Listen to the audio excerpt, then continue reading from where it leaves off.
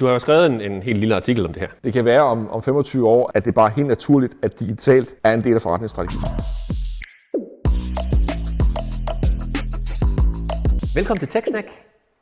Det er her, hvor vi taler om forretning, IT, teknologi, ledelse.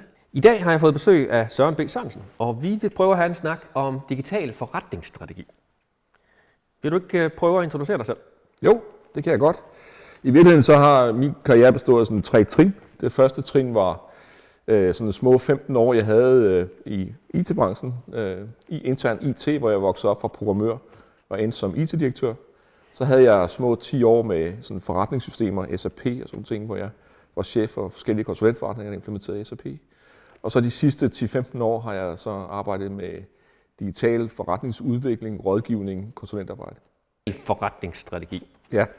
Hvad er det? Man kan sige, at digital forretningsstrategi handler om at få digitale teknologier, digitale muligheder ind i din forretningsstrategi, så du kan udnytte dem forretningsmæssigt. Det er det, som digital forretningsstrategi handler om. Og man kan sige, at traditionelt har vi arbejdet med 2 typer af strategier, forretningsstrategi og IT-strategi. Men det er vigtigt at sige, at IT-strategien jo understøtter forretningsstrategien. Men her taler vi faktisk om teknologi direkte ind i forretningen, direkte ind i forretningsstrategien, så vi kan udnytte den til de forretningsmæssige potentialer, vi kan se i den. Bare til første semester eleven. Hvordan understøtter IT-strategi forretningsstrategi? Ja, men helt kort. Der kan sige, at normalt når man laver strategi, så har man en række strategiske målsætninger og en række strategiske initiativer for at opnå de målsætninger. Og de vil ofte kræve en eller anden form for teknologisk understøttelse, IT-understøttelse af ens processer, nye processer, analyser, alle mulige andre ting. Og der kan man sige, at i IT-strategien beskriver man så hele det apparat, det IT-apparat, der er nødvendigt for at forretningsinitiativerne, strategiske initiativer, kan lykkes. Ja. Okay, det lyder jo meget rigtigt. Men hvorfor skal du så til at opfinde et nyt begreb nu? Har vi ikke allerede de her ting? Jo, altså og det er jo faktisk et godt spørgsmål, og der er også mange, der har forsøgt at putte det ned i IT-strategien, eller lave en mellemstrategi, det man kalder en digital strategi. Men min erfaring er, og det er jo det, jeg har forsøgt at videregive, det er, at det virker bedst, når forretningsmulighederne ligger der, hvor forretningen skal udnytte dem, og så ligger IT der, hvor IT skal være. Så man kan sige, hvis man begynder at lave alle de der flytte dem for langt ned, så mister de fokus i forretningen. Og hvis man laver digital strategi, så forsvinder det lidt mellem de 2 andre strategier. Så der, hvor de hører hjemme, der, hvor de arbejder bedst, der, hvor man kan samle forretning omkring det, det er i forretningsstrategien. Du har jo skrevet en helt lille artikel om det her. Ja, det har jeg nemlig, ja. Som jeg har haft fornøjelsen af at læse. Det var jo et meget lærerigt.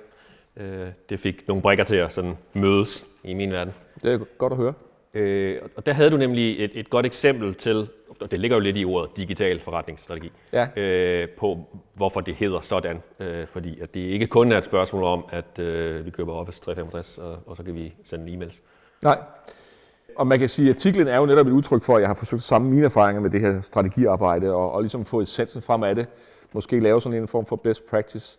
Og det eksempel, som du efterspørger her, det er jo, at hvis vi for eksempel kigger på en butik, vi tager en helt almindelig butik, Matas eller hvad det nu er, så kan man sige, at den butik, den er jo understøttet af teknologi. Der er et kasseapparat, der er et lagersystem osv. Der understøtter IT sådan set det, man gør i forretningen.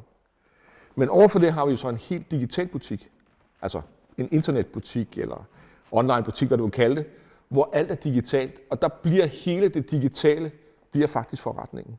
Så det er ligesom forskellen mellem de 2 niveauer for nu at beskrive det sådan. Det er klart, at der er jo nogle af systemerne, som bruges bredt, altså et lagersystem. Det vil jo servicere både en butik og den digitale forretning. Så nogle af systemerne er selvfølgelig, kan man sige, basale systemer, forretningssystemer, som understøtter begge dele. Men hele funktionaliteten i selve butikken, altså måden, at varerne bliver præsenteret på, kassefunktionaliteten i den osv., det er selvfølgelig ret forskelligt. Så der vil være nogle afhængigheder til den underliggende IT-strategi, underliggende IT-struktur, infrastruktur osv., men der vil også være elementer, der er helt forskellige. Men hvorfor så begynde at opfinde et digitalt? Altså, er det ikke bare forretningsstrategi? Er det ikke forretning? Hvorfor skal vi nu til at have et nyt ord for det? Det er det jo fordi, at det er noget nyt. Man kan sige, det kan være om 25 år, at det bare er helt naturligt, at digitalt er en del af forretningsstrategi. Det er det bare ikke i dag. Og der er rigtig mange ledelser, det er i hvert fald min erfaring, som ikke helt forstår, hvad de skal stille op med de her digitale teknologier. Og for ligesom at sætte fokus på det, så valgte jeg digital forretningsstrategi. Det giver god mening. Ja.